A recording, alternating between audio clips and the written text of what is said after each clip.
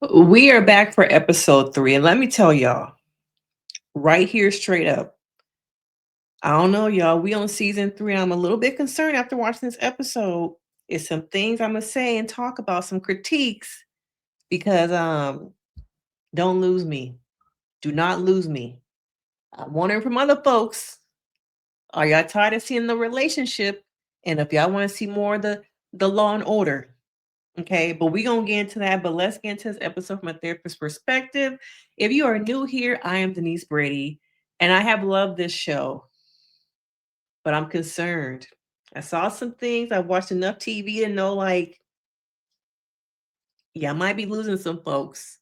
You might be, okay? But at the beginning of this episode, we see daddy issues. Daddy come by. He stop at the place like, knock, knock. Hello, I'm your daddy. Okay, what you been doing? I know I ain't been around, but girl, it's redemption season. Yes, it's redemption season. And watching the father come around and also watching Lewis, you know, we're gonna get into this scene right here. But first, I want to talk a little bit about mother-daughter relationships. Over and over again, I am seeing Jax interact with her daughter only to critique her, only to put her down.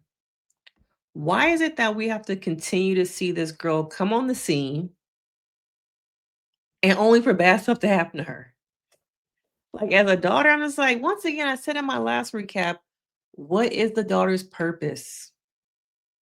Because the only time I see her on screen is being ignored, being critiqued by her mama, and now being arrested for shoplifting. And of course, there's always, oh, let's have the black girl do it. Okay. Whoop de doo. You gonna do it, girl.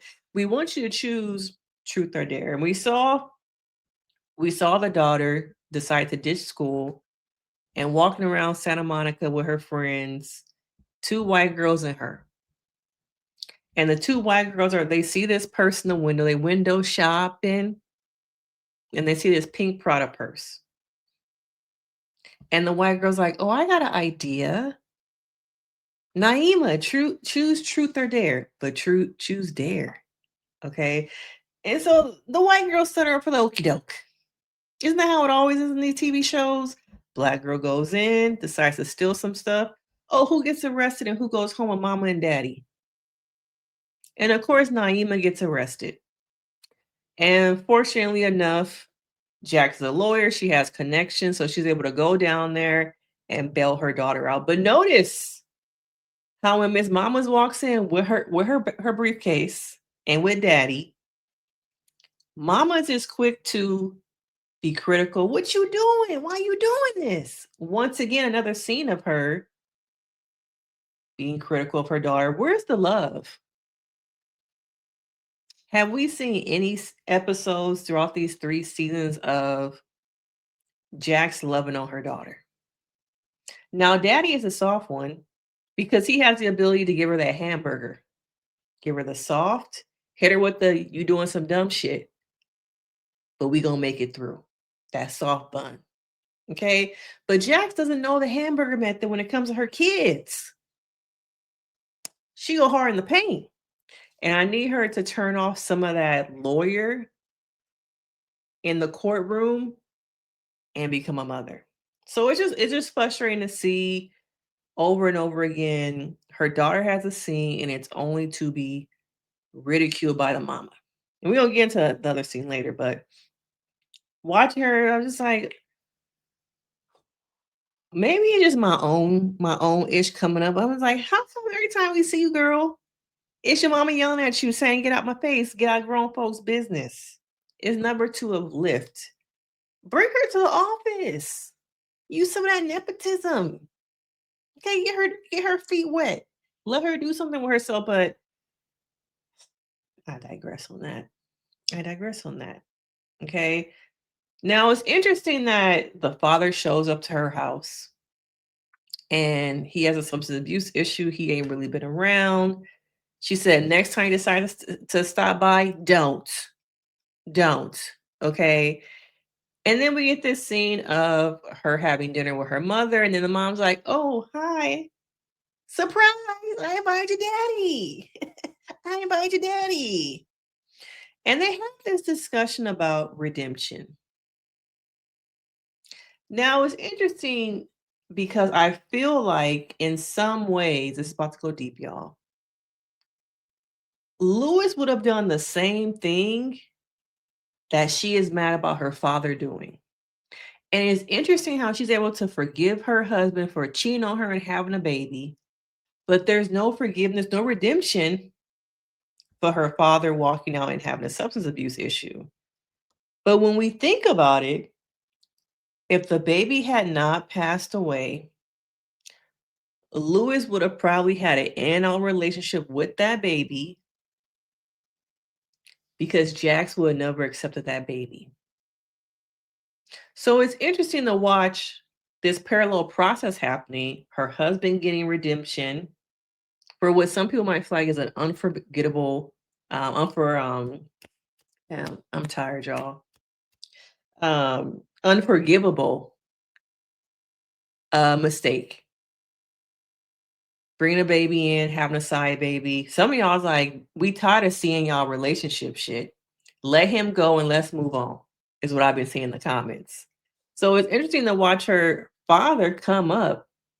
And I don't know how much of a apology, how much of a change man he really is. I really don't know.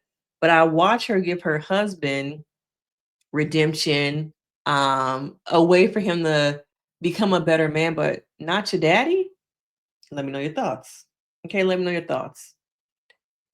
And so we move along in this episode, and I'm gonna go over to Ozzy.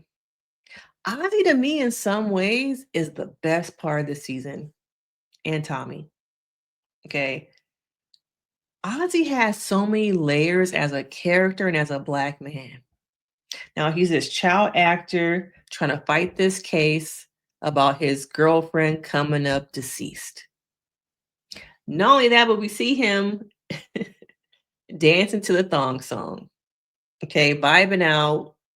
And his sister is supposed to be watching over him to make sure he doesn't do anything stupid since he got this case and the spotlight on him. So we're at the house, and I knew walking into this scene and watching him move all around, dance into the thong song, his sister making excuses, saying like, "Oh yeah, when he all he needs a little bit of smoke and some millennial tunes and it gets him just going."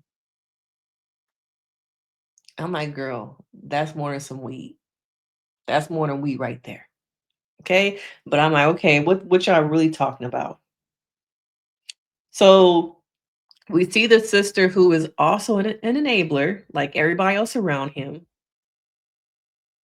She's an enabler. This is what happens when people in Hollywood entertainment have too many yes people around them. They end up like Ozzy. Okay. Ozzy just has like so many layers. Okay. He's a phenomenal actor. He is such an amazing actor. And we see him um we see him. I want to talk a little bit before I get to some other parts. I want to talk a little bit about his relationship with Jax. Because Jax to me at times is the opposite of what his mother is. And even though it's interesting that now that I'm putting this together, it's hard for Jax to be that nurturing mother to her own kids, but in a lot of ways, she's that nurturing person to Ozzy. I don't know if it's that he's a client, and so there's some separation between her because it's not my child, it's someone I'm representing. But I see her at times become that surrogate mother that his own mama is not. Because I feel like at times Jack sees the little boy and not the money, not the business, not Ozzy the LLC, not Ozzy the corporation. Whereas I feel like his family sees him as the corporation, the LLC. All right. So we go through this episode and we're seeing um his sister babysitting him, and I can't remember the actor's name, but the assistant, her assistant babysitting him, making sure he doesn't do anything crazy, and he ends up having an overdose, which I'm not surprised about because I'm like watching that thong song scene, that was more than just weed. So he has an overdose, and his sister is able to save him because she has some Norcam. And Jax and her assistant, the guy is surprised, like, pills? Since when he got a pill addiction? Since forever, girl. Since forever. The family is not telling you everything. And the sister admits that she's the one who goes out and gets his drugs because they stomping on him. They ain't what they used to be. And she got to make sure he get the good pills. So once again, I feel like we see enablement. We see the family focus on their image, and we see him surrounded by enablers. And I think in some ways, Jax is trying to break that up because it's only going to hurt the case. And so Jax brings over her friend, who I forgot wasn't a therapist, the one with the shaved head. She has her friend come over and try and have a conversation and get to know Ozzy and what's really going on in his mind. Because Ozzy is like multidimensional. You have Ozzy the child star, Ozzy the man, Ozzy the boy. And I said in my last recap, I thought there is some arrested development, which the therapist does bring up. So during this therapy session, I see the layers. I just see like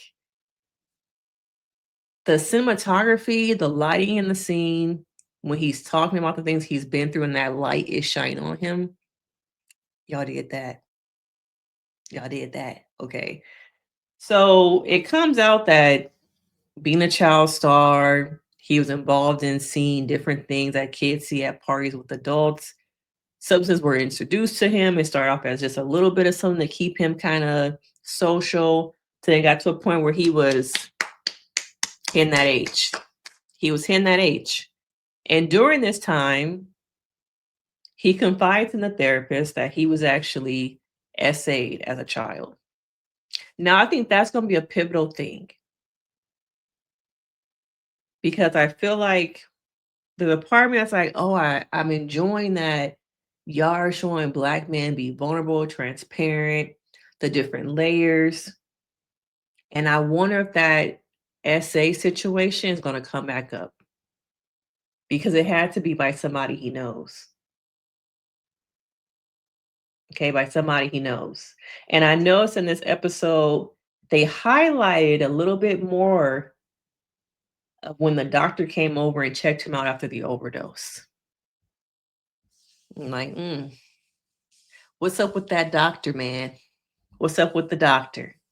Okay. But I'm enjoying the layers of Ozzy. He is a great actor, a great character. And I wish that there was just more poured into him, and I think less of the love story, y'all. Okay? Less of the love story. Now, we also get into the secret coming out. The whole reason Naima is not hanging out with her friends anymore, that she tells her father on a one-on-one, is that one of the friends she used to kick it with made up this story and told her that while her and her mama and her daddy were on a break, her daddy had a baby with her friend mama. And Lewis is like, damn, that's crazy, right? That's crazy. And Naima's like, yeah, that was crazy. She was talking out of the side of her mouth. So I said I couldn't kick it with her no more. He like, damn, that's crazy, yo. Now in that moment, for those of you who have watched the episode, do you feel like he should have told her? Maybe not then, because they were. I don't know if that was the best setting, but should it be a secret that he continues to keep, or should it be something that him and Jax talk about to their kids? And the daughter is already to me going through some issues, so I'm like, is that gonna help things or make them worse? She already stealing, skipping school. Okay. I just don't know. Okay. Now we gotta get to Bill. Okay, Tommy Egan. Because Tommy Egan is another. Ozzy and Tommy are the best parts of this season. Okay, I'm gonna get to my critique in a second. But like I told y'all, I wasn't quite sure if Tommy was really married, or if that was a generic picture. Oh, but we found out that he's stalking his ex-wife, our wife, strange wife. We see him in the car during the daytime, just watching her get out the car in front of their house. He don't do nothing. But I see the sinister Tommy in there. I'm like, oh, just give it to me, give it to me, give it to me. And then later we see him, um, come back maybe the same night or a couple nights later, sitting in his car in the dark. This time he get out the car and he's begging her, just come on, why we gotta be like this? Let me see the kids. Come on. She like, Tommy, get off my yard. Get off my porch. Go. And slam the door in his face. Now, Tommy is interesting. He gonna always be Tommy Egan. I don't care if his name is Bill. I don't care if his name is George and another thing. Chris, he gonna always be Tommy Egan. Sorry, you're typecasted in my mind. Okay? You've been on my TV screen for what, the last 10 years playing Tommy. So you're gonna always be Tommy. But you know, I'm wondering what is Tommy willing to do to become partner. We already see him brown nosing with the partners, agreeing to snitch and spy on Jax. I feel like he's playing both sides. And I wonder, will it blow up in his face? Okay, I wonder if it's going to blow up in his face. Okay. Now let's get to the bullshit of this episode. The critique. I love y'all, Onyx. I love this show. I love the acting. But this episode, y'all, was kind of dry. Y'all was going up with them 2 episodes. Y'all fed us good. Y'all gave us a full plate of greens, yams, macaroni, the pot roast, and the turkey. This third episode, y'all forgot the seasoning. Y'all gave me the plate, but it was cold and it was lacking seasoning. And I'm starting to kind of like see what y'all doing. These budget cuts. Y'all giving a little bit more time to these actors who are not big budgets. Where was Morris Chestnut? He cost too much. Can't be in this episode. Okay? I did not need the character development of her assistant. I don't need that. I like him, but I get it. His budget is probably a little bit smaller. Okay? I need to hear him learn about why he in the watches. That he's interested in dating Ozzy's sister. I don't need that. Just like I need the cash dolls. Okay, I don't need some of this stuff. I need y'all to bring in a little bit more Law and Order. And if y'all remember Rise, was it All Rise? Y'all remember that? They had a good balance of personal with the cases. The cases were at the forefront, and the personal marriage and relationship shit, we got just enough, about maybe 10 minutes of a 40-minute episode. Slash the relationship. I'm sorry. Cut back on it. I need y'all to make Tommy, if y'all get a season 4, the storyline. Have him at the end trying to become partner. And then he just has some kind of psychotic break. And he kill his wife.